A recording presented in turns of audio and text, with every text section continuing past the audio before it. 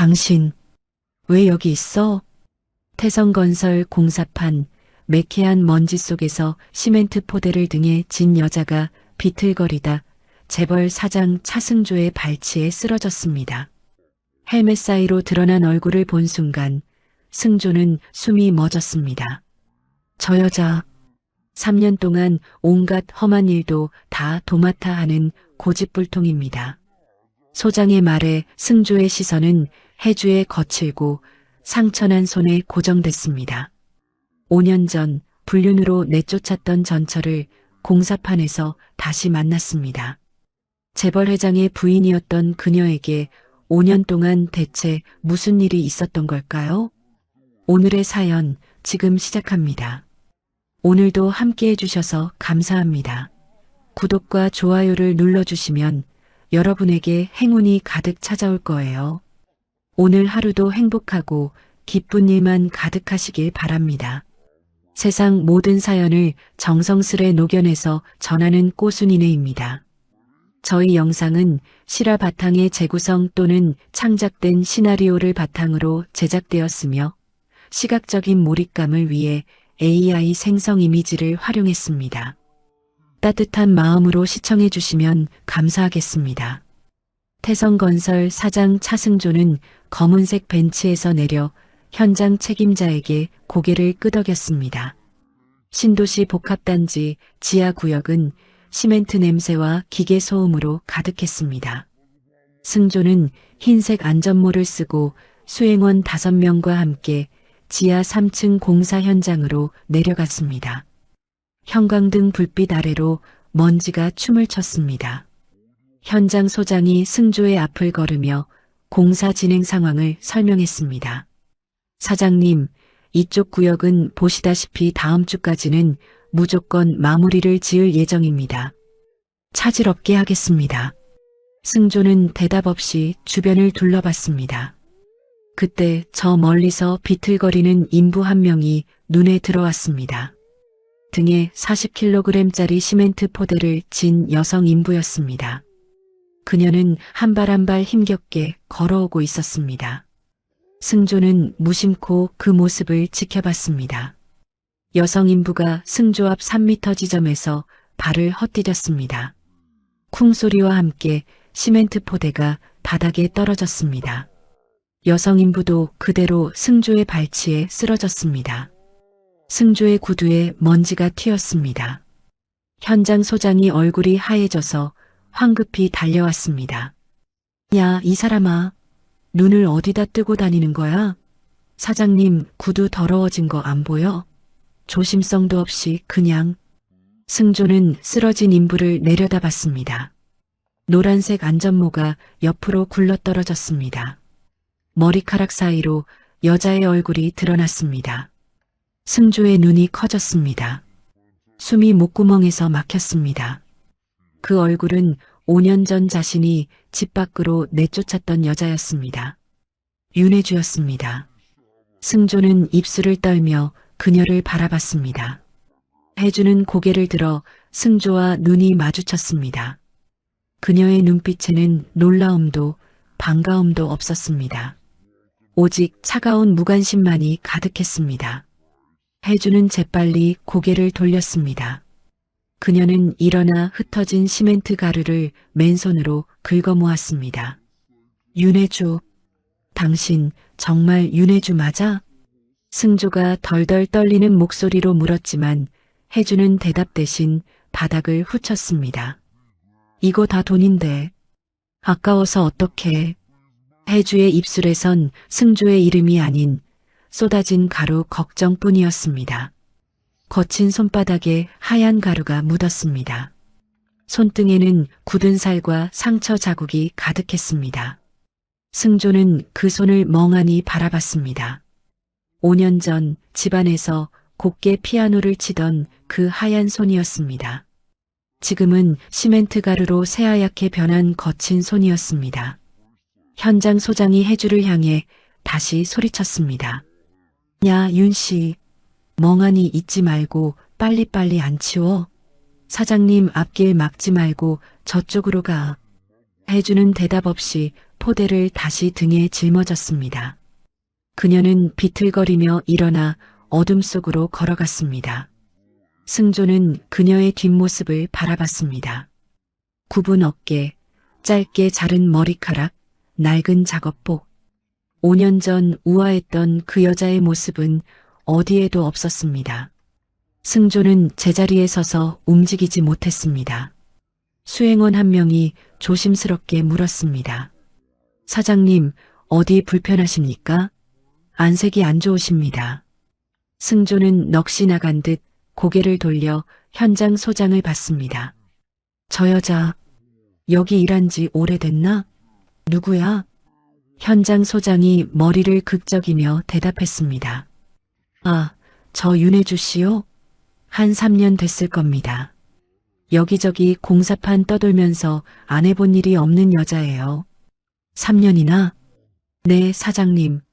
처음엔 현장 청소부터 시작하더니 이젠 남자들도 혀를 내두를 정도로 시멘트 운반까지 다 합니다. 일당 조금이라도 더 준다 그러면 물불 안 가리고 달려들거든요. 아주 독종 중에 독종이에요. 승조가 목이 메어 다시 물었습니다. 성격은 어떤 사람이야? 아픈 데는 없고? 글쎄요.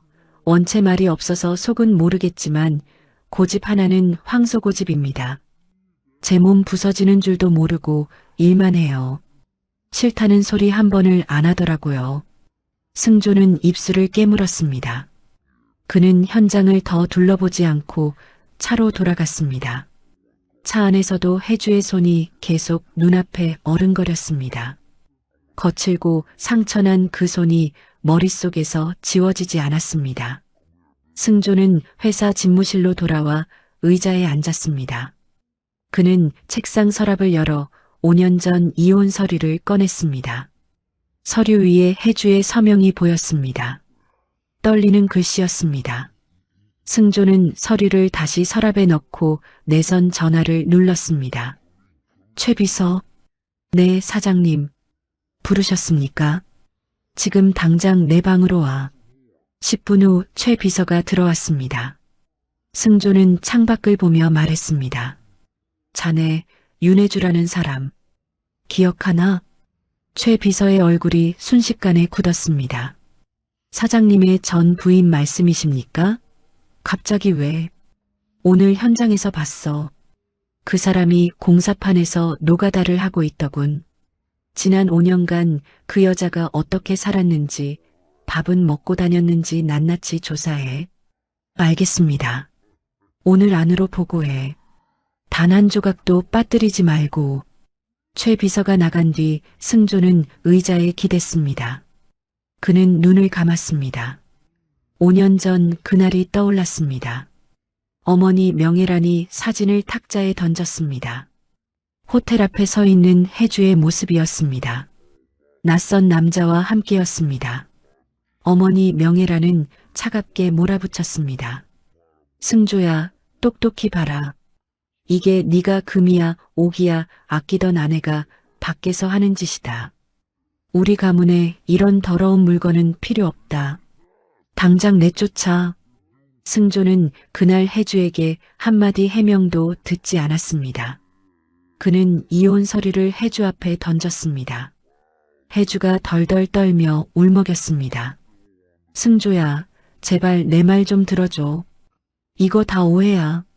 나 한 번만 믿어주면 안 돼? 하지만 승조는 눈을 부라리며 소리쳤습니다. 입 닥쳐.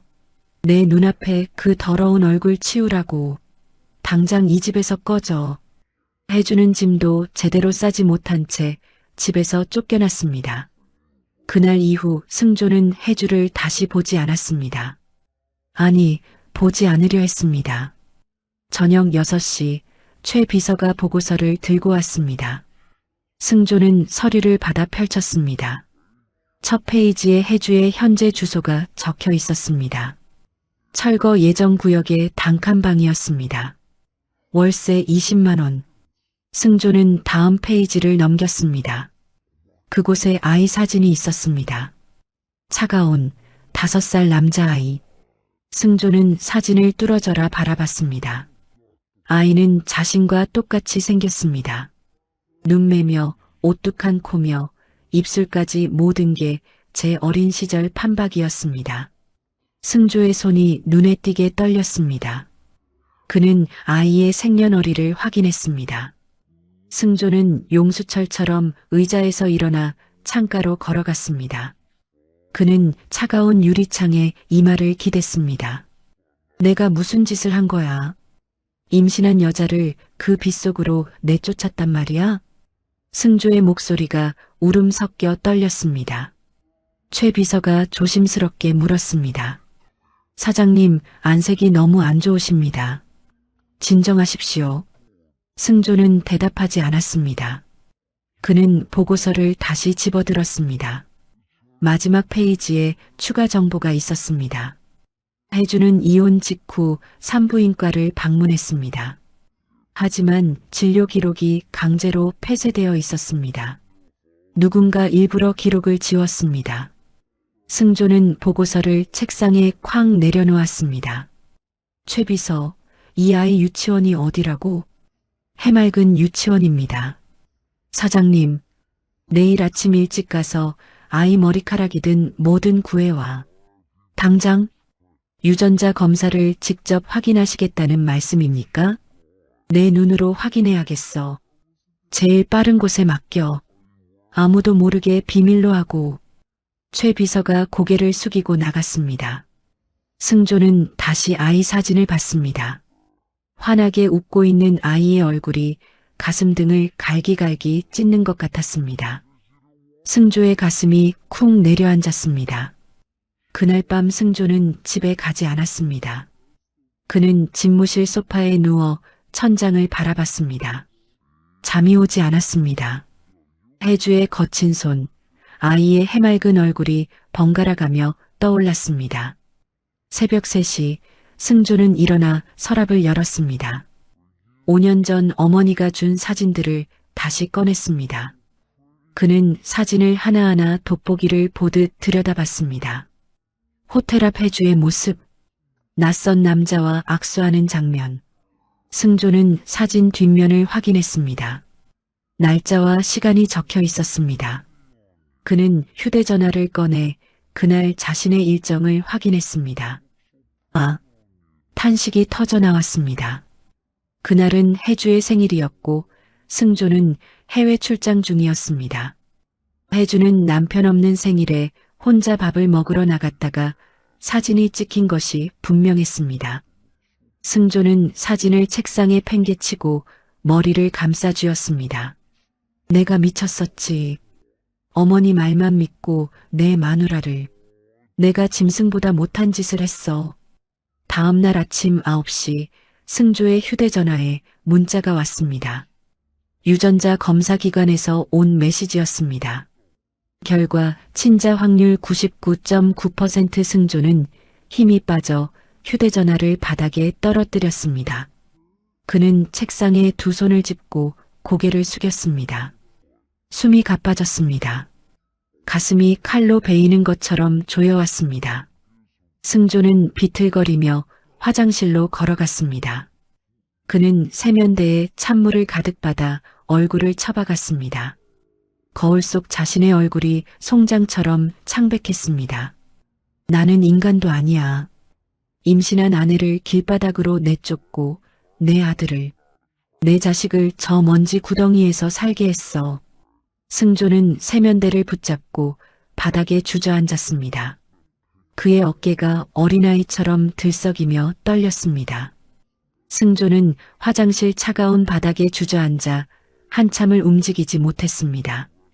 거울 속 제 얼굴을 보니 눈이 핏발이 서서 뻘겋게 충혈되어 있었습니다. 승조는 세수를 거칠게 하고 집무실로 돌아왔습니다. 책상 위 휴대전화에는 친자 확률 99.9%라는 문자가 여전히 불덩이처럼 떠 있었습니다. 그는 떨리는 손으로 최 비서에게 전화를 걸었습니다. 최 비서, 당장 5년 전 그 가사도우미 정미숙이 찾아내. 지구 끝까지 뒤져서라도 내 앞에 데려다 놔. 승조는 전화를 끊자마자 서랍에서 위스키 병을 꺼내 잔도 없이 병째로 들이켰습니다. 커 소리가 절로 났지만 가슴속이 워낙 타들어가니 술의 쓴맛도 느껴지지 않았습니다. 2시간 뒤 최 비서가 사색이 되어 들어왔습니다. 사장님, 정미숙이 그 여자 지금 호주에 가 있답니다. 호주? 그 여편니가 무슨 돈이 있어서 호주를 가? 조사해보니 5년 전 이혼 도장 찍자마자 출국했더군요. 회장님 명의 비자금 계좌에서 매달 500만 원씩 꼬박꼬박 송금되고 있습니다. 인마금용 생활비인 게 확실합니다. 승조는 주먹으로 책상을 쾅 내리쳤습니다. 역시 어머니였어. 내 눈과 귀를 가린 게 바로 내 어머니였다고. 승조는 비틀거리며 일어났습니다. 차 대기시켜. 당장 본가로 간다. 30분 뒤 승조는 명예란 회장의 저택 앞에 섰습니다. 그는 현관문을 발로 쾅쾅 찼습니다. 집사가 혼비백산하며 달려나왔습니다. 아이고, 도련님, 무슨 일이십니까? 비켜. 어머니 어디 계셔? 거실에는 명예란이 아주 태연하게 홍차를 마시고 있었습니다. 술 냄새를 풍기며 들이닥친 아들을 보고 명예란이 눈썹 하나 까딱 않고 말했습니다. 재벌가 종손이라는 놈이 이게 무슨 추태냐? 술 냄새는 또 뭐고? 승조는 명예란의 무릎 위에 유전자 검사 결과지를 획 던져버렸습니다. 이게 뭔지 똑똑히 보세요. 어머니가 그토록 더럽다고 내쫓았던 윤혜주가 낳은 제 아들입니다. 제 핏줄이라고요. 명예란은 돋보기를 쓰고 결과지를 쓱 훑더니 아무렇지도 않게 종이를 북북 찢어버렸습니다. 근본도 없는 여자가 밖에서 뭘 하고 다녔는지 알고? 난 이런 종이 쪼가리 못 믿는다. 우리 가문의 핏줄로 인정 못해. 승조는 눈이 뒤집혀 명예란의 팔을 붙잡고 절규했습니다. 혜주가 임신 중이었다고요. 제 아이를 품에 안고 비오는 거리로 쫓겨났다고요. 어떻게 사람 탈을 쓰고 이럴 수 있습니까? 명예란은 승조의 손을 획 뿌리쳤습니다. 그래서 이제 와서 그 노가다꾼 여자한테 빌기라도 하겠다는 거냐? 난 우리 가문을 지키려고 오물을 치운 것뿐이다. 승조는 뒷걸음질을 쳤습니다. 눈물이 뺨을 타고 뚝뚝 떨어졌습니다. 어머니는 사람이 아닙니다. 괴물이에요. 승조가 뛰쳐나가자 명예란의 눈빛이 매섭게 변했습니다. 그녀는 비서 김 실장을 호출했습니다. 김 실장 들었지? 차가온이라는 그 꼬마 당장 내 눈앞으로 데려와. 승조가 그년한테 더 미치기 전에 아이부터 뺏어서 어디 먼 곳에 가둬버려. 그날 저녁 혜주는 온몸에 허연 시멘트 가루를 뒤집어 쓴 채 녹초가 되어 단칸방으로 돌아왔습니다. 문을 여니 5살 가온이가 작은 상 위에서 그림을 그리고 있었습니다. 옆집 박 할머니가 가온이를 봐주다 인사를 건넸습니다. 아이고, 혜주 왔냐? 고생 많았다. 할머니, 오늘도 너무 감사해요. 가온아, 엄마 왔어. 박 할머니가 나간 뒤 혜주는 아이를 안으려다 멈칫했습니다. 제 옷에서 나는 매캐한 시멘트 냄새가 아이 코에 들어갈까봐 겁이 났기 때문입니다. 가온아, 엄마 얼른 씻고 올게. 잠깐만 기다려. 혜주는 좁은 욕실에서 보일러도 안 나오는 찬물을 맞으며 몸을 씻었습니다. 이를 악물고 샤워를 마친 뒤 나오니 가온이가 냄비에 라면을 끓여 놓았습니다. 가온아, 너 이거 위험하게 어떻게 했어? 깜짝 놀란 혜주의 소리에 가온이가 울먹이며 말했습니다. 엄마 배고플까봐. 엄마 많이 힘들잖아. 혜주는 가슴이 무너져 내려 아이를 꼭 안았습니다. 미안해 가온아. 엄마가 너무 놀라서 그랬어. 고마워, 우리 아들. 혜주는 라면 면발을 전부 가온이 그릇에 덜어주었습니다. 엄마는 국물이 더 맛있어. 가온이 많이 먹어. 밤이 깊어 가온이를 재우려는데 아이의 발 뒤꿈치가 다 까져 있었습니다. 신발이 작아진 것이었습니다. 혜주는 가슴을 쥐어짜며 아이의 발에 연고를 발랐습니다. 가온아, 엄마가 미안해. 내일은 꼭 큰 신발 사줄게. 조금만 참아. 창밖을 보니 골목 끝에 웬 검은 승용차가 어제부터 계속 서 있었습니다. 혜주는 가슴이 철렁 내려앉아 커튼을 꼭 닫았습니다. 설마 차승조가? 다음 날 아침 혜주는 불안한 마음에 가온이를 유치원에 보내며 신신당부했습니다. 가온아, 선생님 말씀 잘 듣고 있어. 엄마가 꼭 데리러 올게. 모르는 아저씨들이 오면 절대 따라가면 안 돼. 알았지? 공사 현장에 도착한 혜주는 소장의 청천벽력 같은 소리를 들었습니다. 윤 씨, 오늘부터 나오지 마. 너 이제 여기서 일 못해. 아니 소장님, 갑자기 왜요? 제가 무슨 잘못이라도 했나요? 위에서 오더가 내려왔어.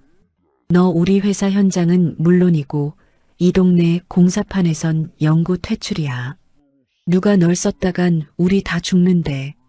혜주는 하늘이 무너지는 기분이었습니다. 차승조, 당신이 기어이 내 숨통까지 끊으려는 거야? 그 시각 승조는 최 비서로부터 더 충격적인 보고를 받았습니다. 사장님, 5년 전 혜주 씨가 사장님께 보낸 편지가 37통이나 되더군요. 뱃속 아이 초음파 사진까지 보냈는데 회장님이 중간에서 싹 가로채서 불태웠답니다.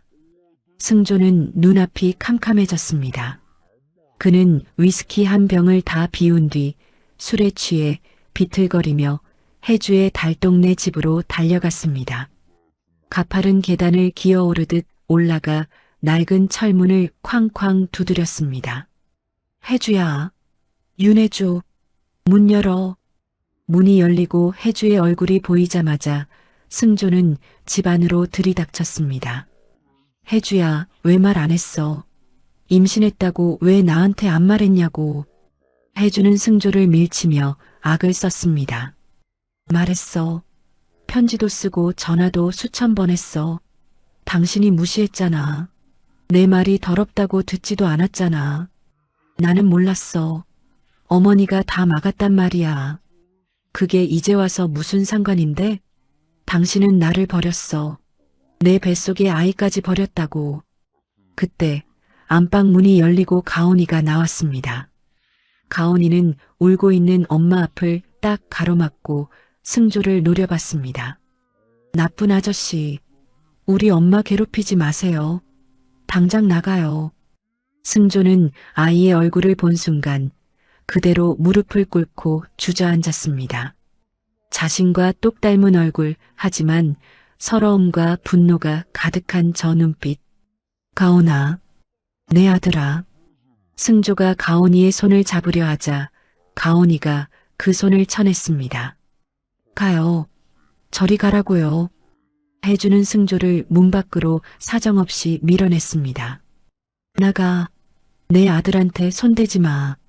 당신 같은 인간, 우리 가온이 아빠 아니야.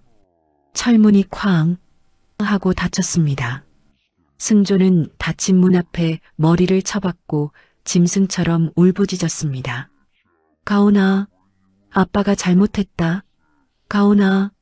하지만 안에서는 아이의 울음소리와 혜주의 흐느낌만이 들려올 뿐이었습니다.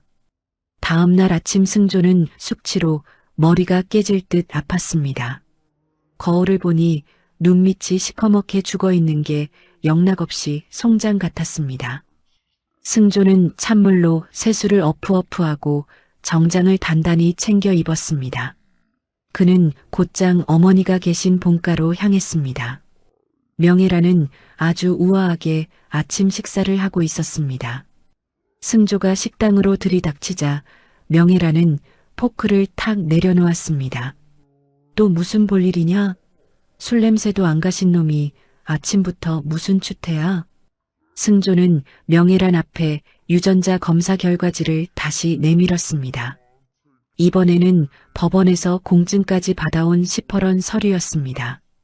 어머니, 이제 그만하세요. 5년 전 그날 대체 무슨 짓을 하신 건지 제 입으로 듣고 싶습니다. 명예라는 서류를 쳐다보지도 않았습니다. 입 아프게 말할 것도 없다. 그 계집은 밖에서 딴 놈이랑 히덕거리며 불륜을 저질렀고 넌 내 말대로 이혼 도장을 찍었어. 그게 끝이다. 승조는 주먹을 부르르 떨며 소리쳤습니다. 가온이는 제 아들입니다. 어머니가 아무리 손바닥으로 하늘을 가리려 해도 저 아이 혈관엔 제 피가 흐르고 있다고요. 명예란이 입술을 뒤틀며 냉소를 지었습니다. 그래서 이제 와서 그 노가다꾼 여자랑 애새끼 데리고 살림이라도 차리겠다는 거냐? 태성그룹 사장이 공사판 여자랑 살면 세상 사람들이 참 잘했다고 박수치겠구나. 어머니가 저지른 그 끔찍한 일들 제가 제 손으로 바로잡겠습니다. 명예라는 냅킨으로 입가를 점잖게 닦더니 일어났습니다. 네가 감히 뭘 어쩌겠다는 거야? 승조는 명예란의 눈을 똑바로 쏘아보며 말했습니다. 기자회견 열 겁니다. 5년 전 제 아내에게 씌운 누명이 전부 조작이었다고 제 입으로 온 세상에 알릴 거예요. 명예란의 얼굴이 단번에 흑빛이 되었습니다. 뭐라고? 네가 정녕 미쳤구나. 그렇게 하면 우리 회사 주가가 어떻게 될지, 내 신세가 어떻게 될지 정말 몰라서 그래. 상관없습니다. 이렇게 사람 탈을 쓰고 짐승처럼 살 순 없으니까요. 명예란이 다가오더니 승조의 뺨을 사정없이 후려쳤습니다. 찰싹 소리가 식당에 쩌렁쩌렁 울렸습니다. 이 정신 나간 놈, 넌 재벌가의 상속자야. 어디서 그런 천한 계집 때문에 가문을 망치려 들어. 승조는 벌건 뺨을 만지며 어머니를 차갑게 쳐다봤습니다. 어머니야말로 정신 차리세요. 전 더 이상 어머니가 마음대로 부리는 인형이 아닙니다.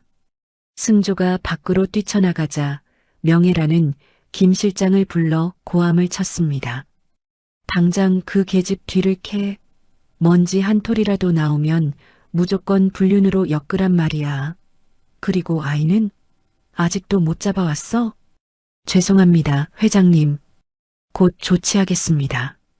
이 무능한 놈들, 무슨 수를 써서라도 오늘 안에 그 애새끼부터 내 눈앞에 갖다 놔. 승조는 회사로 돌아와 홍보팀을 소집했습니다. 내일 오전 10시 긴급 기자회견 준비해. 한 군데도 빠짐없이 다 불러. 홍보팀장이 사색이 되어 물었습니다. 사장님, 갑자기 기자회견이라니요? 무슨 내용으로 말씀하시려고요? 내 개인적인 사죄다. 자네들은 시키는 대로만 해. 그날 오후 해주는 가온이를 데리러 유치원에 갔습니다. 그런데 교실 앞에 깍두기 같은 남자 둘이 서성거리는 게 보였습니다. 해주는 가슴이 덜컥 내려앉아 가온이 손을 으스러지게 잡았습니다. 가온아, 엄마 손 꽉 잡아. 절대 놓으면 안 돼, 알았지? 응, 엄마. 무서워. 두 사람은 유치원을 나와 집으로 내달렸습니다. 뒤에서 구둣발 소리가 거칠게 따라왔습니다. 해주는 숨이 턱 밑까지 차올랐지만 멈출 수 없었습니다. 골목길로 들어서자 가온이가 헉헉대며 울먹였습니다. 엄마, 무서운 아저씨들이 따라와. 나 무서워. 괜찮아, 가온아. 조금만 가면 집이야. 엄마 믿지? 해주는 집에 도착하자마자 문을 걸어 잠그고 가온이를 안방 구석에 숨겼습니다. 가온아, 여기서 딱 기다려. 엄마가 문 지키고 있을게. 알았지? 밖에서 문을 부술듯이 두드리는 소리가 들렸습니다. 쿵, 쿵. 낡은 문이 금방이라도 떨어져 나갈 것 같았습니다. 해주는 덜덜 떨리는 손으로 경찰에 신고하려 했지만 그 순간 콱광 소리와 함께 문이 박살났습니다. 검은 양복을 입은 사내 넷이 들이닥쳤습니다. 해주는 가온이를 뒤로 숨기고 악을 썼습니다. 당신들 뭐야? 남의 집에 왜 들어와? 당장 나가. 사내 하나가 무표정하게 말했습니다. 회장님 명령입니다. 도련님을 저희가 모셔가겠습니다. 비키시죠. 안 돼. 내 아들한테 손끝 하나 대기만 해봐. 다 죽여버릴 거야. 해주는 식탁 위에 있던 과도를 집어들고 휘둘렀습니다. 사내들이 멈칫했지만 이내 달려들었습니다. 이거 놓으라고. 가온아, 가온아. 사내 하나가 해주의 손목을 비틀자 칼이 바닥으로 챙그랑 떨어졌습니다. 다른 놈이 안방으로 들어가 울고 있는 가온이를 짐짝처럼 안아들었습니다. 엄마, 엄마, 살려줘요. 가온이의 비명소리에 해주는 실성한 듯이 달려들었습니다. 내 새끼 내놔. 이 짐승들아. 하지만 해주는 사내에게 밀려 바닥에 고꾸라졌습니다. 머리가 탁자 모서리에 퍽 하고 부딪혔습니다. 시뻘건 피가 이마를 타고 눈가로 흘러내렸습니다. 가온아, 우리 가온이. 해주는 흐릿해지는 시야 속에서 멀어지는 가온이를 향해 손을 뻗었습니다. 남자들은 울부짖는 아이를 차에 싣고 연기처럼 사라졌습니다. 해주는 바닥을 기며 가온의 이름을 부르다 결국 정신을 잃고 말았습니다. 그 시각 승조는 집무실에서 최 비서가 가져온 현장 감시 카메라 화면을 보고 있었습니다. 사장님, 회장님 쪽 사람들이 움직였습니다. 화면 속에서 피를 흘리며 쓰러진 해주를 본 승조는 눈 뒤집힌 짐승처럼 포효했습니다. 이런 미친, 당장 경호팀 불러. 내가 직접 간다. 승조는 미친 듯이 차를 몰아 신호고 뭐고 다 무시하고 달동네로 날아갔습니다. 부서진 문틈으로 들어간 승조의 눈에 피투성이가 된 채 쓰러진 해주의 모습이 들어왔습니다. 해주야, 정신 차려. 해주야. 승조가 해주를 안아 올리자 해주는 가느다란 숨을 내뱉으며 속삭였습니다. 가온이, 우리 가온이 좀 살려줘. 승조는 피눈물을 흘리며 119에 신고를 하고 최 비서에게 전화를 걸었습니다. 그 놓친 네가 아이를 어디로 빼돌렸는지 당장 찾아내. 만약 가온이 머리카락 한 올이라도 다치면 나 오늘부로 태성그룹 다 폭파시켜버릴 거니까. 구급차 안에서 해주의 차가운 손을 잡은 승조는 자기 뺨을 수없이 때렸습니다. 미안하다 해주야. 다 내 죄다. 내가 죽일 놈이야. 병원에 도착하자마자 최 비서가 달려왔습니다. 사장님, 아이는 회장님 별장으로 옮겨졌답니다. 승조는 뒤도 안 돌아보고 차에 올라탔습니다. 별장 입구에서 길을 막는 경비원들을 주먹으로 날려버리고 안으로 들이닥쳤습니다. 거실에는 명예란이 아주 편안하게 앉아 있었고 그 옆엔 가온이가 목이 쉬도록 울고 있었습니다. 엄마, 엄마 보고 싶어.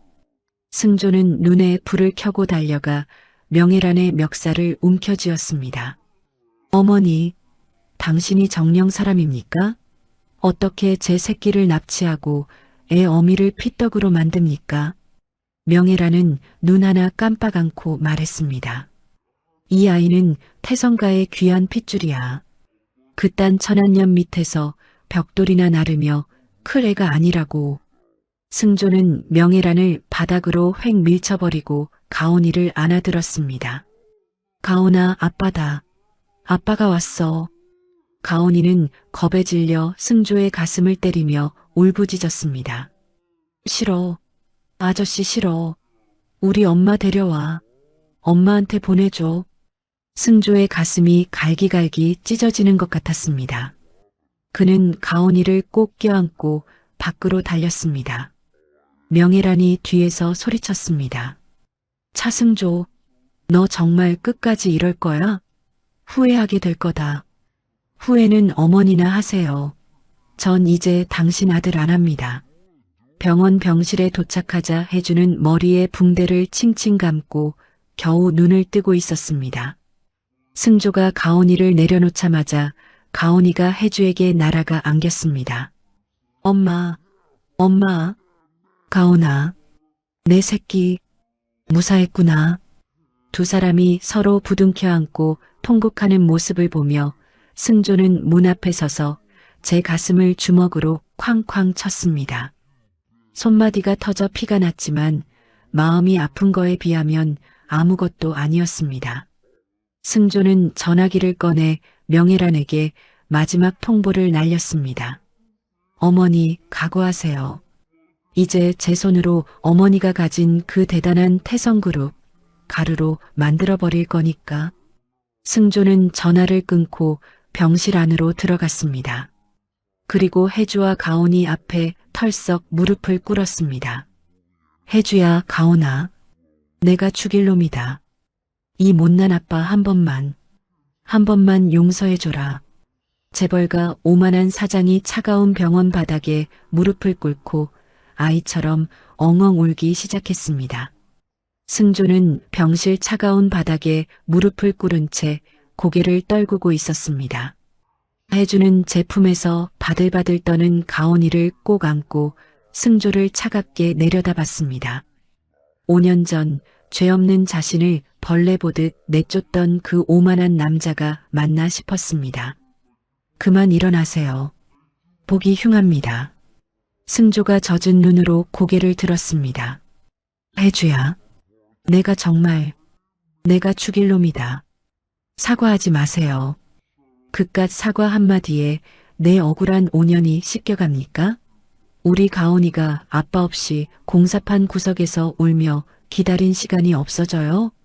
승조는 입이 10개라도 할 말이 없었습니다. 혜주는 가온이의 머리를 쓰다듬으며 소파를 가리켰습니다. 가온아, 엄마 괜찮아. 저기 소파 가서 좀 누워있어. 응? 가온이는 겁먹은 눈으로 승조를 힐끔거리며 소파로 가서 몸을 웅크렸습니다. 혜주는 승조를 똑바로 쳐다보며 서늘하게 말했습니다. 당신 어머니 절대로 그냥 안 있을 뿐이에요. 또 가온이 노리고 사람 보낼 거라고요. 걱정 마. 다시는 그런 일 없을 거야. 내 목숨 걸고 막을게. 혜주는 픽하고 헛웃음을 터뜨렸습니다. 목숨요? 어머니 말 한마디에 조강지쳐도 내다버린 분이 그 귀한 목숨을요? 지나가는 개가 웃겠네요. 승조는 가슴에 대못이 박히는 것 같았지만 주먹을 꽉 쥐었습니다. 이번엔 달라. 내 모든 걸 다 던져서라도 너희 지킬 거야. 정말이야.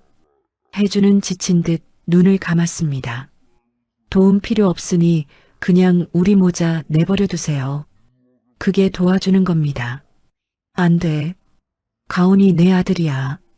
너도 내 아내고. 혜주의 눈에서 참았던 눈물이 주르륵 흘러내렸습니다.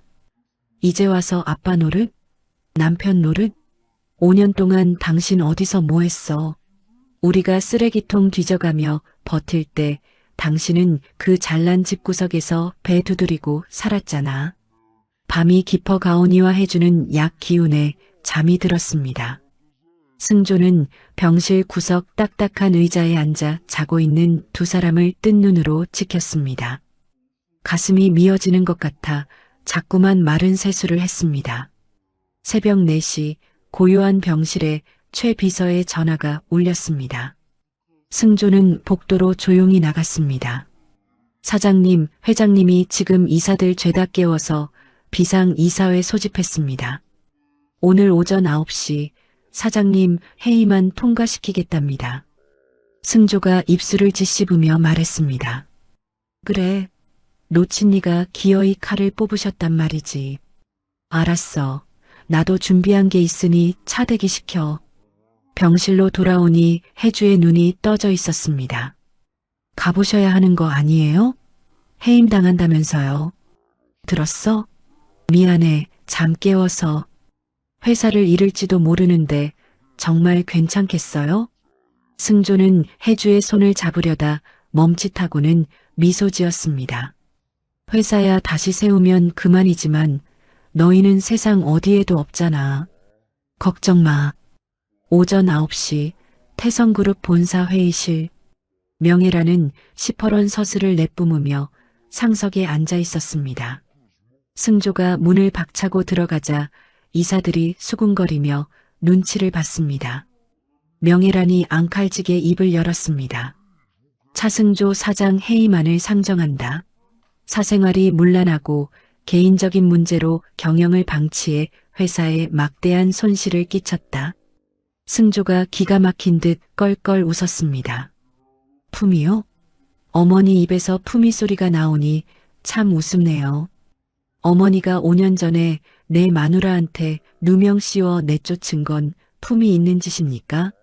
어제 내 새끼 납치하고 애 어미 피떡 만든 건요? 이사들이 경악하며 웅성거렸습니다. 명예란이 탁자를 쾅 쳤습니다. 이게 어디서 망발이야. 당장 표결해. 승조는 여유 있게 가방에서 두꺼운 서류 뭉치를 꺼내 던졌습니다. 이거 보시죠. 어머니가 지난 10년 동안 회사 돈 빼돌려 만든 비자금 장부입니다. 그리고 여기 5년 전 가사도우미 매수해서 거짓 증언시킨 입금증도 있습니다. 명예란의 얼굴이 단번에 밀가루처럼 하얗게 질렸습니다. 너 이거 어디서 났어? 어머니 비밀 금고가 참 허술하더군요. 저 이 길로 검찰 갑니다. 횡령에 위증교사에 납치까지. 감옥에서 남은 여생 편히 보내세요.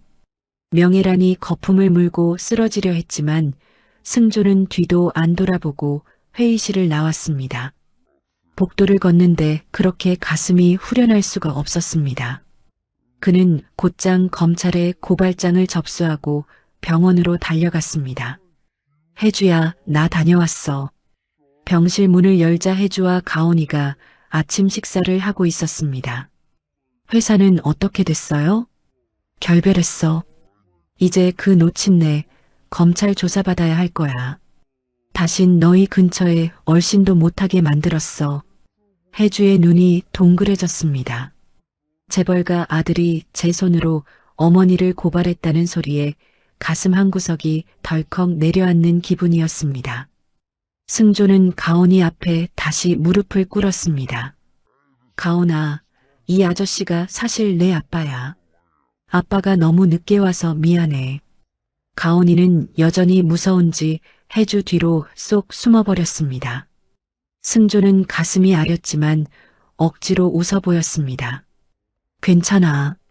아빠가 기다릴게. 우리 아들 마음 열릴 때까지 아빠가 100번이고 1000번이고 빌게. 혜주는 그런 승조를 보며 작게 한숨을 내쉬었습니다. 차갑기만 하던 혜주의 얼굴에 아주 미세하게 따뜻한 봄바람 같은 기운이 스쳐 지나갔습니다. 고마워요. 그렇게까지 해줘서. 아니야, 내가 고맙지. 살아있어줘서, 내 아들 이렇게 잘 키워줘서. 승조는 의자에 앉아 두 사람을 가만히 바라봤습니다.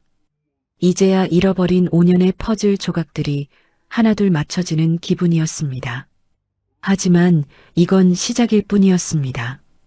꽁꽁 얼어붙은 혜주의 마음을 녹이는 일, 그것이 승조에게 남은 가장 큰 숙제였습니다. 명예라는 텅 빈 회의실에 홀로 앉아 독이 잔뜩 오른 눈으로 허공을 노려봤습니다. 이사들은 이미 승조가 내민 증거물에 겁을 먹고 썰물 빠지듯 나가버린 뒤였습니다. 명예라는 테이블 위에 흩어진 서류들을 홧김에 획 집어 던졌습니다. 배은망덕한 놈. 내가 어떻게 키운 자식인데 나한테 칼등을 쳐? 조심스럽게 들어온 김 실장에게 명예라는 악을 썼습니다. 당장 그 계집의 과거 싹 다 뒤져서 기사내. 돈을 얼마를 처바르든 상관없으니까 아주 더러운 여자로 만들어서 매장시켜버리라고. 그날 오후 인터넷에는 윤혜주가 과거에 유흥업소에서 일했다는 조작된 기사가 도배되었습니다. 가짜 사진까지 일파만파 퍼지자 하이에나 같은 기자들이 병원으로 구름처럼 몰려들었습니다. 병실 앞 복도는 카메라 플래시가 번쩍이며 아수라장이 되었습니다. 윤혜주 씨, 재벌가에 의도적으로 접근했다는 게 사실입니까? 아이 아빠가 정말 차승조 사장 맞아요? 대답 좀 해보세요. 병실 안에서 해주는 가온이를 품에 안고 사시나무 떨듯 떨었습니다. 엄마 무서워. 저 아저씨들 왜 저래? 괜찮아, 가온아. 엄마가 여기 있어. 눈 감고 있어. 응? 참다 못한 승조가 병실 문을 쾅 열고 나갔습니다. 이게 무슨 짓들이야. 다 가짜 뉴스니까 당장 꺼져요. 증거도 없이 사람 죽이는 기사 쓰고 싶어? 기자들이 승조에게 마이크를 들이댔습니다. 사장님, 어머니 고발하신 심경이 어떻습니까?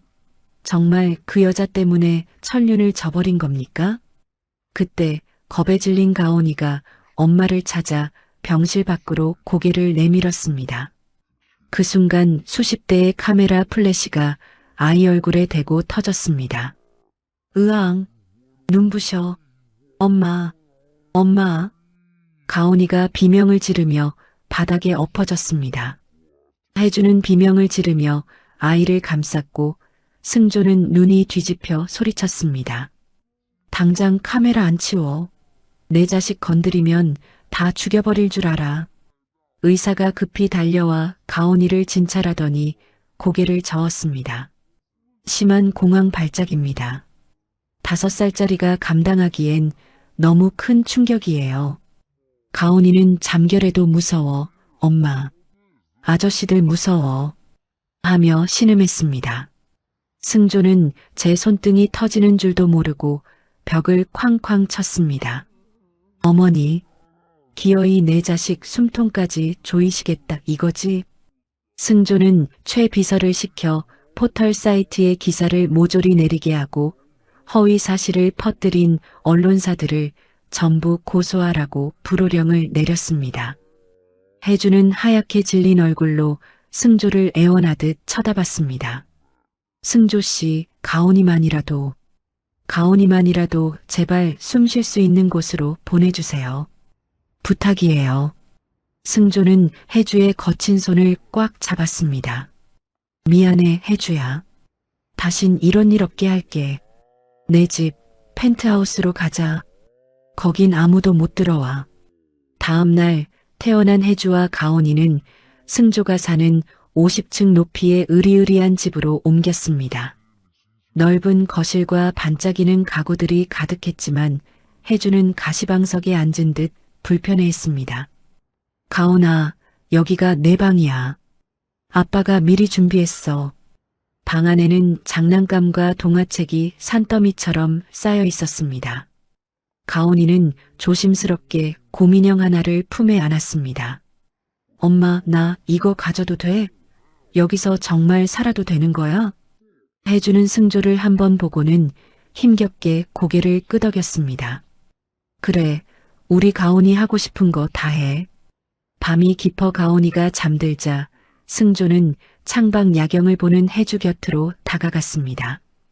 해주야, 나한테 한 번만 기회를 줘.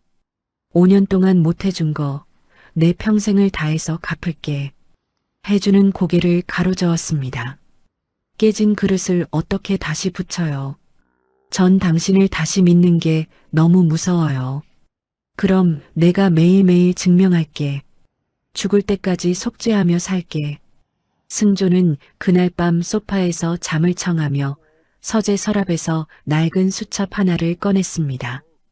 이혼한 날부터 단 하루도 빠짐없이 해주의 이름을 적어온 눈물의 기록이었습니다. 해주야, 오늘 너랑 가온이를 다시 만났어. 너무 늦어서 미안해. 이제부터는 너희 그림자조차도 눈물 흘리지 않게 지켜줄게.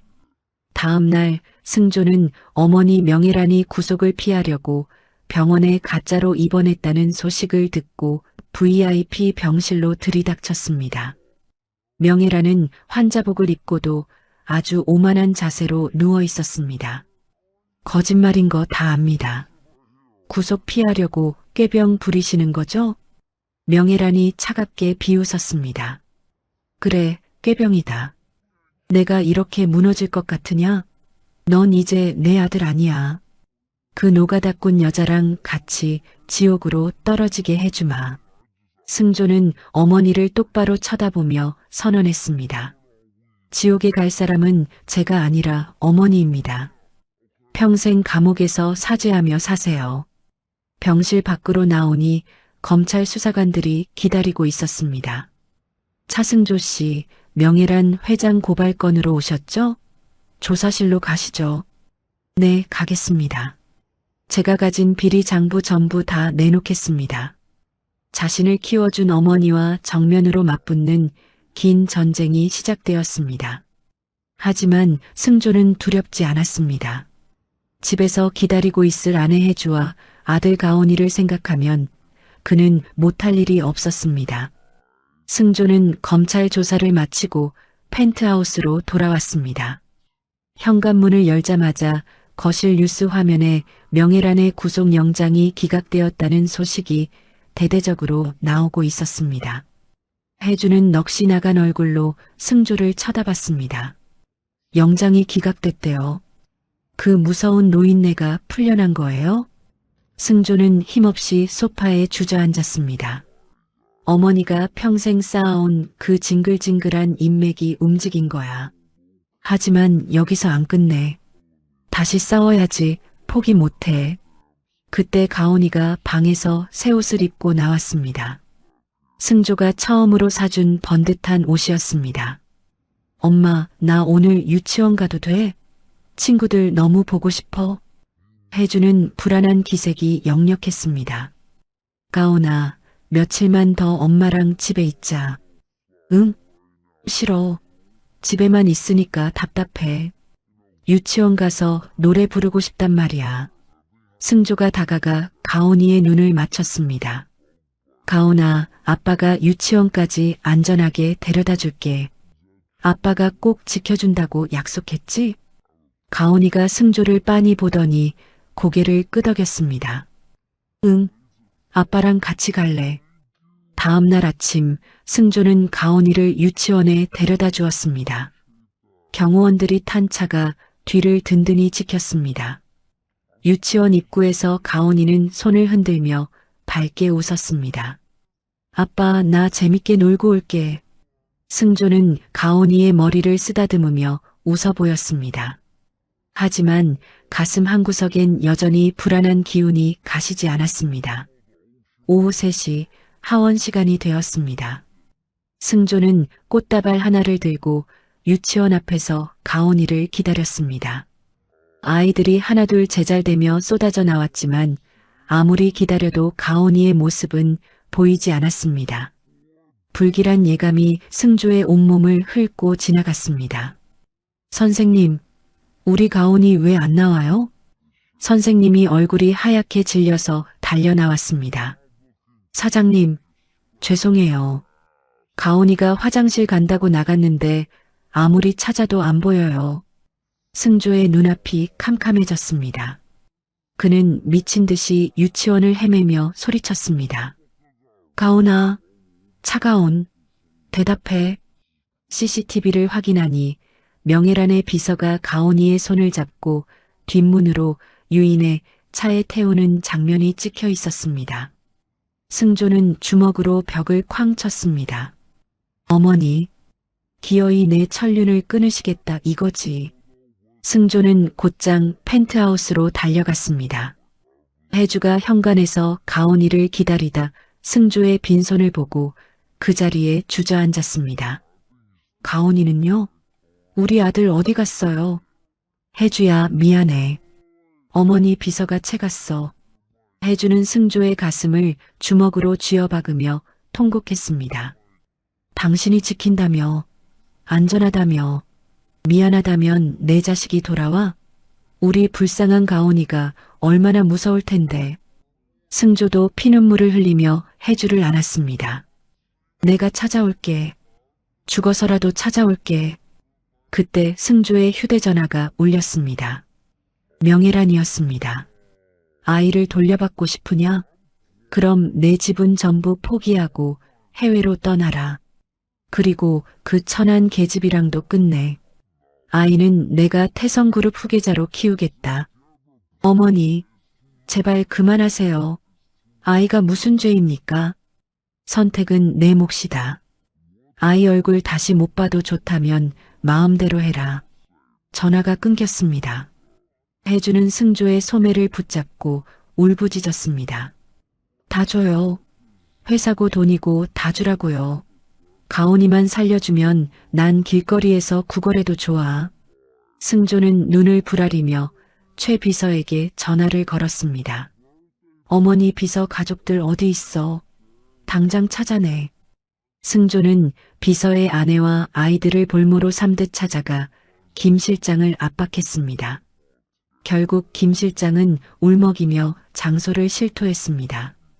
동해안 끝에 있는 폐유양원입니다. 회장님이 제정신이 아니세요. 사장님, 빨리 가보세요. 승조는 빗길을 뚫고 미친 듯이 동해로 질주했습니다. 도착한 곳은 파도 소리만 들리는 으스스한 폐건물이었습니다. 가온아, 아빠 왔다. 가온아. 건물 2층 구석에서 가늘게 떨리는 아이의 울음소리가 들렸습니다. 승조가 문을 박차고 들어가자 명예란이 가온이를 끌어안고 창가에 서 있었습니다. 오지 마. 가까이 오면 이 아이랑 같이 여기서 뛰어내릴 거다. 어머니, 제발 정신 좀 차리세요. 이 아이 어머니 손자라고요. 명예란은 실성한 듯 웃었습니다. 손자? 내 아들 앞길 가로막는 이 핏덩이가 무슨 손자야. 넌 배은망덕한 놈이고 이 애는 재앙이야. 경찰 사이렌 소리가 들리자 명예란이 당황한 틈을 타 승조가 몸을 날렸습니다. 그는 가온이를 낚아채 바닥을 굴렀습니다. 경찰들이 명예란을 제압했고 승조는 떨고 있는 가온이를 품에 꼭 안았습니다. 무서웠어요. 아빠. 흐윽. 가온이가 처음으로 부른 아빠라는 소리에 승조의 눈에서 뜨거운 눈물이 쏟아졌습니다. 미안해, 가온아. 아빠가 죽을 죄를 지었어. 이제 괜찮아. 하지만 기쁨도 잠시였습니다. 구급차 안에서 가온이는 승조의 가슴에 얼굴을 묻고 몸을 바들바들 떨었습니다. 아빠, 할머니가 그랬어요. 엄마는 나를 버릴 거래요. 나를 안 사랑한대요. 아니야, 가온아. 엄마는 널 위해 목숨도 거는 사람이야. 할머니가 거짓말한 거야. 병원에 도착해 혜주가 달려와 가온이를 안았지만 가온이는 엄마를 보고도 아무런 말을 하지 못했습니다. 그저 눈물만 뚝뚝 흘릴 뿐이었습니다. 1시간 뒤 의사가 참담한 표정으로 나왔습니다. 외상은 없지만 심리적 충격이 너무 큽니다. 아이가 말을 잃었어요. 실어증입니다. 혜주는 그 자리에 털썩 주저앉아 가슴을 쳤습니다. 안 돼. 내 아들 목소리를 못 듣는다니. 차승조, 당신 어머니가 내 자식 영혼까지 죽였어. 승조는 그런 혜주를 붙잡고 오열했습니다. 치료하면 돼, 혜주야. 내가 평생 옆에서 가온이 목소리 되찾아줄게. 제발 무너지지 마. 그날 밤 병실 창밖엔 비가 추적추적 내리고 있었습니다.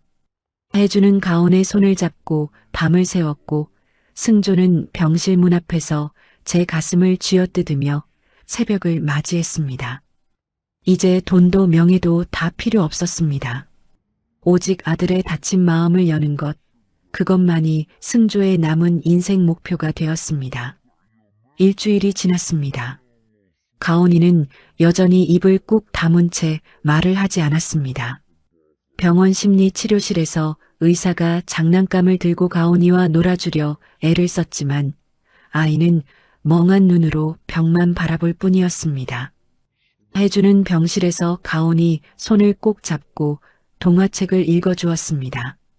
옛날에 착한 토끼가 살았어요. 토끼는 엄마를 아주 많이 사랑했답니다. 가온이가 혜주를 빤히 쳐다봤습니다. 입술이 달싹거렸지만 소리는 나오지 않았습니다. 혜주는 가슴이 미어져 가온이를 안아주었습니다. 괜찮아, 가온아. 엄마가 내 목소리 다 알아들어. 천천히 해도 돼. 승조는 회사를 아예 쉬고 병원에 붙어 살았습니다. 그는 매일 가온이가 좋아할 만한 그림책을 한가득 가져왔습니다. 하지만 가온이는 크레파스를 쥐어주면 온통 검은색으로만 칠을 했습니다. 승조는 그 시커먼 그림을 보며 가슴이 찢어지는 것 같았습니다. 가온아, 아빠랑 노란색 나비 그려볼까?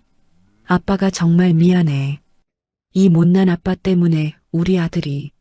승조는 말을 잇지 못하고 가온이를 품에 안고 어깨를 떨었습니다. 그 시각 이사회에서는 난리가 났습니다. 최 비서가 서류 가방을 들고 병실로 승조를 찾아왔습니다. 사장님, 이 사진들이 사임서를 요구하고 있습니다. 회사 복귀 안 하시면 강제로 해임하겠다고 난리들입니다. 승조는 서류를 쓱 훑어보더니 망설임 없이 펜을 들었습니다. 알았어. 지금 사인할게. 사장님, 정말 사장 자리를 내놓으시겠습니까? 그동안 읽어온 게 아깝지도 않으세요? 승조가 씁쓸하게 웃으며 말했습니다. 최 비서, 내 자식 목소리 하나 못 듣는데 사장 자리가 무슨 소용인가? 전문 경영인들한테 맡겨. 난 우리 가온이 옆에 있을 거야. 승조는 사임서에 서명을 하고 최 비서에게 건넸습니다. 병실로 돌아온 승조를 보고 혜주는 깜짝 놀랐습니다. 회사 그만뒀다는 게 정말이에요? 제정신이에요? 응, 다 내려놓고 왔어. 이제 가온이 아빠로만 살 거야. 우리 아들 곁에 하루 종일 있어주고 싶어. 혜주는 아무 말 없이 승조를 바라보다가 고개를 숙이고 나직이 말했습니다. 고마워요. 정말로. 승조는 혜주의 거친 손을 처음으로 따뜻하게 맞잡았습니다. 다음 날 승조는 무언가 결심한 듯 달동네 골목을 찾아갔습니다. 길가에서 좌판을 벌이고 있는 박씨 할머니 앞이었습니다. 할머니, 저 승조입니다. 아니, 이게 누구요? 우리 가온이 아빠 아니요? 승조는 할머니에게 가온이가 충격을 받아 말을 잃었다는 사정을 간곡히 설명했습니다.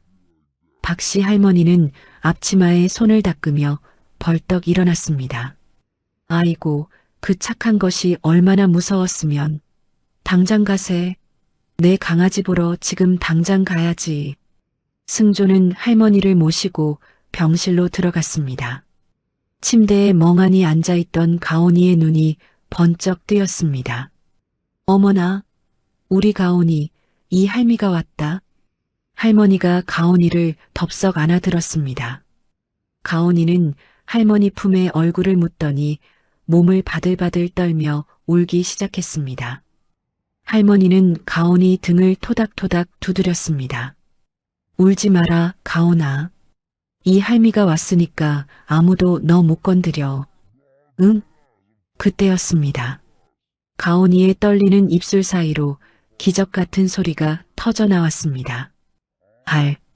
할머니. 혜주와 승조는 서로의 손을 부여잡고 눈물을 쏟았습니다. 가온이가 처음으로 낸 목소리였습니다. 할머니, 나 무서웠어요. 으앙. 그래. 다 안다. 이제 아빠랑 엄마가 다 지켜줄 거야. 아무 걱정 마라. 의사도 병실에 들어와 이 광경을 보고는 안도의 한숨을 내쉬었습니다. 정말 다행입니다. 마음을 터놓을 수 있는 분을 만나니 아이의 문이 열렸네요. 이제 금방 회복될 겁니다. 한 달 뒤 가온이는 완전히 기운을 차리고 퇴원했습니다. 승조는 펜트하우스가 아닌 다른 곳으로 차를 몰았습니다. 도착한 곳은 조용한 주택가에 있는 작고 예쁜 2층 집이었습니다. 마당엔 초록 잔디가 깔려 있었습니다. 여기가 우리 집이야? 가온이가 신나서 뛰어내렸습니다. 혜주는 눈을 동그랗게 떴습니다. 여기는 5년 전 우리가 살던 그 신혼집 아니에요? 응, 내가 다시 사서 똑같이 고쳐놨어. 우리 여기서 다시 시작하자. 집 안으로 들어가니 옛날 추억이 깃든 가구들이 그대로 놓여 있었습니다. 혜주는 가슴이 벅차올라 눈물을 닦았습니다. 마당에서 저녁을 먹는데 승조가 서툰 솜씨로 만든 파스타를 가온이가 아주 맛있게 먹었습니다. 아빠, 최고예요. 그래, 우리 아들 많이 먹어라. 식사를 마치고 승조는 혜주 앞에 무릎을 꿇었습니다. 그리고 작은 상자를 열었습니다. 혜주야, 이건 예전의 반지가 아니야. 고생만 시킨 과거의 너 말고 지금 내 앞에 있는 강인한 너에게 새로 청혼하는 거야. 준비될 때까지 기다릴게. 이 반지 그냥 가지고만 있어줘. 혜주는 반지를 손에 쥐고 승조의 품에 안겨 엉엉 울었습니다. 5년 동안 쌓인 서러움이 그제야 다 녹아내리는 것 같았습니다. 한편 구치소에서 정신 감정을 받던 명예라는 완전히 실성해버렸습니다. 그녀는 낡은 환자복을 입고도 간수들에게 호통을 쳤습니다. 김 실장, 당장 차 대기시켜. 내가 이사회에 가야 한단 말이다. 의사는 고개를 가로저으며 망상 장애 판정을 내렸고 명예라는 감옥 대신 정신병원 폐쇄병동으로 옮겨졌습니다. 승조는 면회실 유리창 너머로 넋이 나간 어머니를 바라봤습니다. 어머니, 제가 용서하겠습니다. 이제 권력 같은 거 잊으시고 편히 쉬세요. 명예라는 아들도 몰라본 채 허공을 보며 중얼거렸습니다. 승조는 무거운 짐을 내려놓듯 면회실을 나왔습니다. 집으로 돌아오니 마당에 따뜻한 노을이 지고 있었습니다. 가온이가 승조를 보자마자 달려와 품에 안겼습니다. 아빠, 엄마랑 꽃나무 심었어. 승조는 가온이를 안고 환하게 웃는 혜주에게 다가갔습니다. 오늘 저녁은 우리 셋이 같이 준비할까? 좋아요, 여보. 세 사람의 웃음소리가 마당 가득 울려 퍼졌습니다. 차가웠던 겨울이 지나고 드디어 그들의 인생에 진짜 봄이 찾아오고 있었습니다. 지옥 같던 시간도 흐르고 흘러 어느덧 6개월이 지났습니다. 우리 가온이는 이제 어엿한 초등학생이 되어 입학을 앞두고 있었습니다. 승조는 새벽부터 일어나 가온이의 교복을 정성스레 다려놓고 삐뚤어질세라 작은 넥타이를 몇 번이나 매만지며 얼굴 가득 싱글벙글 웃음꽃이 피었습니다. 혜주는 부엌에서 가온이가 제일 좋아하는 계란말이에 문어 모양 소시지까지 예쁘게 담아 도시락을 쌌습니다. 가온아, 우리 강아지 이제 일어날 시간이다. 가온이가 부스스 눈을 비비며 방에서 나오자 혜주는 아이를 덥석 안아들었습니다. 졸려요, 엄마. 아이고, 오늘 우리 아들 학교 가는 특별한 날인데 일찍 일어나야지. 자, 아빠랑 옷 입자. 승조가 교복을 들고 오자 가온이는 씩씩하게 팔을 끼워 넣었습니다. 거울 앞에서 아들의 넥타이를 매주던 승조의 손이 파르르 떨렸습니다. 5년 동안 아비구실 못하고 저 귀한 것을 공사판 먼지 속에서 떨게 했다는 생각에 자꾸만 코끝이 찡해졌습니다. 아빠, 왜 울어요? 눈이 빨개요. 아니야, 아빠가 너무 행복해서 그래. 우리 가온이가 언제 이렇게 컸나 싶어서. 세 사람은 아침을 든든히 먹고 학교로 향했습니다.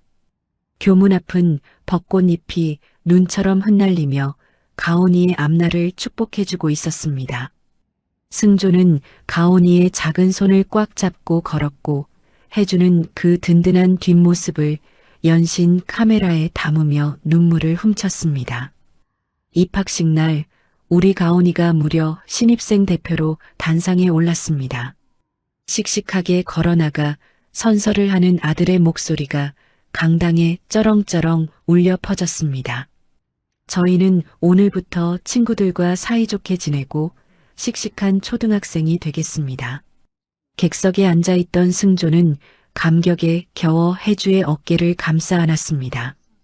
혜주야, 우리 아들 정말 잘 컸지? 우리가 정말 잘 해냈어. 입학식이 끝나고 세 사람은 인근 공원을 찾았습니다. 이곳은 5년 전 혜주가 만삭의 몸으로 시멘트 포대를 날랐던 그 고단한 공사 현장이 완공되어 이제는 꽃밭이 된 곳이었습니다. 혜주는 자신이 벽돌을 날랐던 잔디밭을 바라보며 나직이 말했습니다. 승조 씨, 여기서 내가 얼마나 울었는지 몰라요. 그때는 여기가 내 무덤이 될 줄 알았는데. 승조는 혜주의 거친 손을 잡고 가슴팍으로 끌어당겼습니다. 고생 많았어, 혜주야. 이제는 꽃길만 걷게 해줄게. 내 목숨 다할 때까지. 그때 혜주는 가방에서 작은 상자를 꺼냈습니다. 6개월 전 승조가 무릎 꿇고 건넸던 그 반지 상자였습니다. 혜주는 반지를 꺼내 승조에게 내밀었습니다. 이제 이 반지 끼워줄래요? 당신 진심, 이제는 다 믿을 수 있을 것 같아요. 승조의 눈이 휘둥그레지더니 이내 혜주의 손가락에 반지를 쏙 끼워주었습니다. 고맙다, 혜주야. 정말 고마워. 내 평생 당신만 사랑하며 살게. 두 사람이 부둥켜 안고 울고 웃는 사이 저 멀리서 가온이가 달려와 다리에 매달렸습니다. 엄마, 아빠, 나도 같이 안아줘요. 승조는 아들을 번쩍 안아들고 소리쳤습니다. 가온아, 엄마 아빠 이제 다시 결혼한다.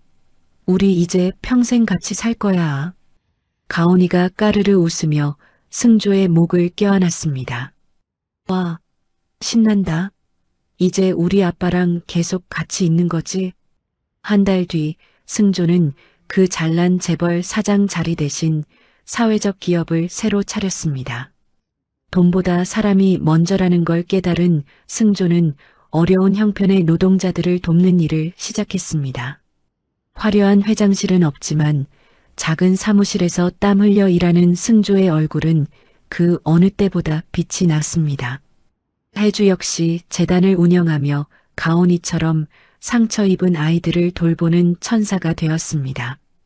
어느 주말 저녁 세 사람은 마당에서 직접 만든 저녁을 먹었습니다. 아빠, 밥맛이 꿀맛이에요. 그래, 우리 아들 많이 먹어라. 승조는 혜주를 보며 빙그레 웃었고 혜주도 승조의 접시에 고기를 얹어주며 화답했습니다. 밤이 되어 가온이가 잠든 후 승조는 가온이의 일기를 몰래 훔쳐봤습니다. 우리 집은 언제나 봄날이다. 엄마랑 아빠가 나를 세상에서 제일 사랑해주기 때문이다. 승조는 가온의 머리를 쓰다듬으며 조용히 속삭였습니다. 그래, 아빠가 더 열심히 살게. 우리 가온이 아빠인 게 정말 자랑스럽다. 거실로 나오니 혜주는 따뜻한 차를 내려놓고 기다리고 있었습니다. 두 사람은 창밖의 밝은 달을 보며 잔을 부딪혔습니다. 혜주야, 행복하니? 네, 정말 행복해요. 이제 예전 일은 다 잊었어요. 우리 앞에 펼쳐진 봄날만 보고 갈래요. 승조는 혜주의 이마에 입을 맞추고 서재 가장 높은 곳에 놓인 낡은 안전모를 바라봤습니다. 혜주의 눈물과 땀이 배어있는 저 모자를 보며 승조는 죽을 때까지 초심을 잃지 않겠노라 다시 한번 다짐했습니다. 나의 아내, 나의 아들, 그리고 우리의 봄날은 영원할 것입니다. 차가운 겨울 공사판에서 피어난 꽃은 결코 시들지 않았습니다. 오히려 그 모진 바람을 견뎌냈기에 세상에서 가장 향기롭고 아름다운 꽃으로 피어올랐습니다. 이제 그 꽃은 영원한 봄날 속에서 행복하게 살아갈 것입니다. 5년이라는 긴 시간 동안 오해와 배신, 그리고 고통 속에서도 결국 진실은 빛을 발했습니다. 차가운 공사판 먼지 속에서도 꺾이지 않았던 혜주의 강인함, 자신의 잘못을 깨닫고 모든 것을 바로잡으려 했던 승조의 용기, 그리고 어린 나이에도 엄마를 지키려 했던 가온이의 사랑이 결국 세 사람을 하나로 만들었습니다. 진정한 행복은 화려한 재벌가의 저택이 아니라 사랑하는 가족과 함께하는 소박한 일상 속에 있었습니다. 권력과 명예보다 소중한 것은 서로를 향한 진심이었습니다. 차가운 겨울을 이겨낸 꽃은 더욱 아름답게 피어납니다. 세 사람의 봄날은 이제 막 시작되었고 그 봄날은 영원히 계속될 것입니다. 이야기를 끝까지 들어주신 분이 계시다면 잘 들었다고 댓글 하나만 남겨주세요. 감사합니다.